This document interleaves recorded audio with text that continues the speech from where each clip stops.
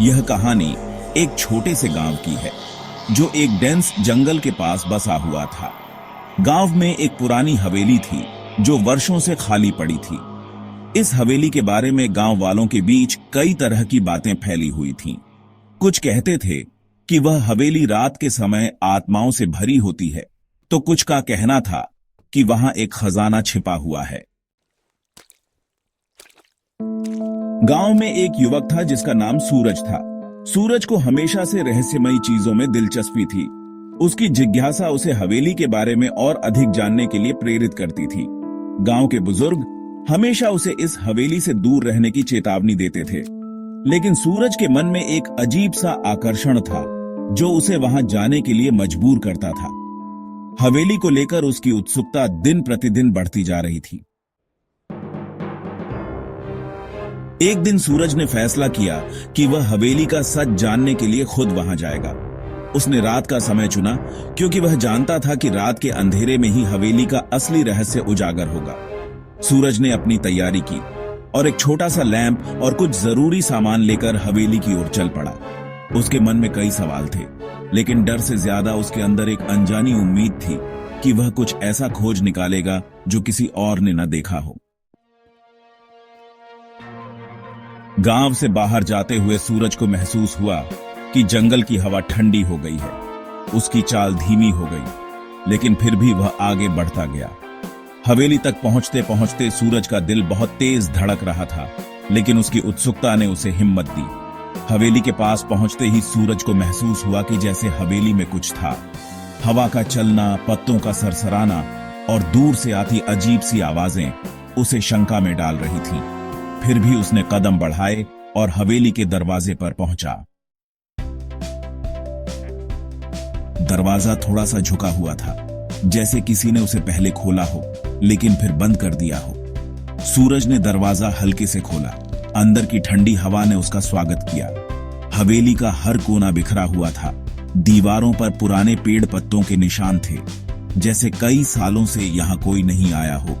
लेकिन अचानक सूरज ने देखा कि एक कमरे की खिड़की से हल्की सी रोशनी आ रही थी, जो उसे बहुत अजीब लगी। रोशनी बहुत मध्यम थी, लेकिन वह सूरज को खींचती चली गई। उसने धीरे धीरे उस कमरे की ओर कदम बढ़ाए। कमरे में प्रवेश करते ही सूरज को जो दृश्य दिखा वह उसकी कल्पना से कहीं अधिक डरावना था। कमरे में एक पुराना झूला था जो खुद ब खुद हिल रहा था। सूरज ने झूले को गौर से देखा, लेकिन उसे समझ में नहीं आया कि वह क्यों हिल रहा था। अचानक कमरे का दरवाजा बंद हो गया और सूरज की सांसें थम सी गईं। लैंप की रोशनी में उसने देखा कि दीवारों पर एक पुरानी तस्वीर थी जिसमें एक महिला का चेहरा था। वह तस्वीर बिल्कुल उसे घूर रही थी।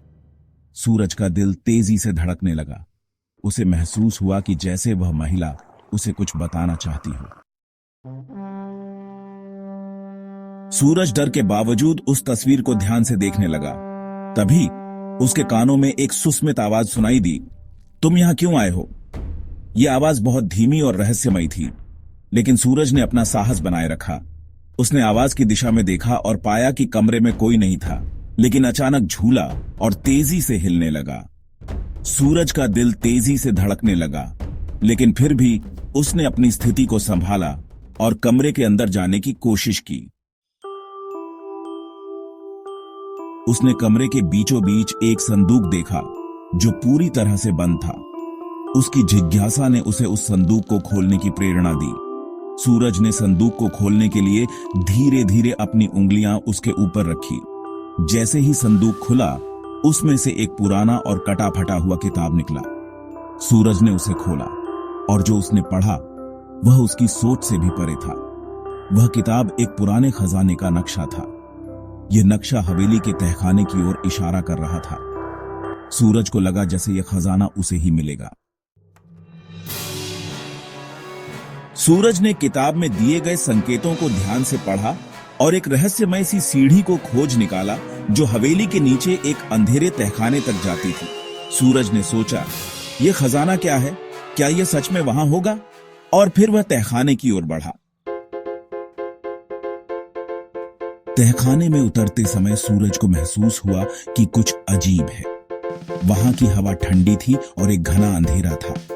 सूरज ने जैसे ही अपने लैंप को ऊंचा किया, उसे एक बड़े पत्थर के साथ एक पुराने ताले का सामना हुआ। वह ताला इतना पुराना था कि उसे खोलने के लिए सूरज को कई बार कोशिश करनी पड़ी, लेकिन आखिरकार वह ताला खुल गया। और जैसे ही वह ताला खोला, वहां से एक गहरी आवाज आई, जैसे कोई बोला हो, तुमने इसे क्यों खोला? यह आवाज सूरज को अंदर तक हिला देने वाली थी, लेकिन उसने हिम्मत नहीं हारी। और जब उसने उस कमरे का दरवाजा खोला, तो सामने जो दृश्य था वह बहुत ही हैरान करने वाला था। वहां कोई खजाना नहीं था, बल्कि एक पुराना रूपी चित्र था, जिसमें वही महिला थी जो हवेली की तस्वीरों में थी। और अब सूरज को एहसास हुआ कि यह सभी घटनाएं एक पुराने परिवार की त्रासदी का हिस्सा थीं, जो अब इस हवेली में बुरी आत्माओं के रूप में बसी हुई थीं। तभी सूरज ने देखा कि कमरे के कोने में एक कटा फटा बक्सा रखा था। वह बक्सा कुछ खास था और उसमें एक पुरानी चिट्ठी रखी थी। सूरज ने चिट्ठी को खोला, जिसमें लिखा था, जो भी इस हवेली में आएगा उसे इस रहस्य का भागीदार बनना होगा। खजाना केवल उन लोगों को मिलता है जो इस परिवार के साथ जुड़े होते हैं। सूरज अब पूरी तरह से समझ चुका था कि वह खजाना नहीं, बल्कि उस परिवार का भाग्य है जो इस हवेली से जुड़ा था। लेकिन उसने अब तय किया कि वह इस रहस्य को और नहीं सुलझाएगा। उसने हवेली छोड़ दी और बाहर निकलते हुए उसने महसूस किया कि हवेली का सच उसके साथ ही रहेगा।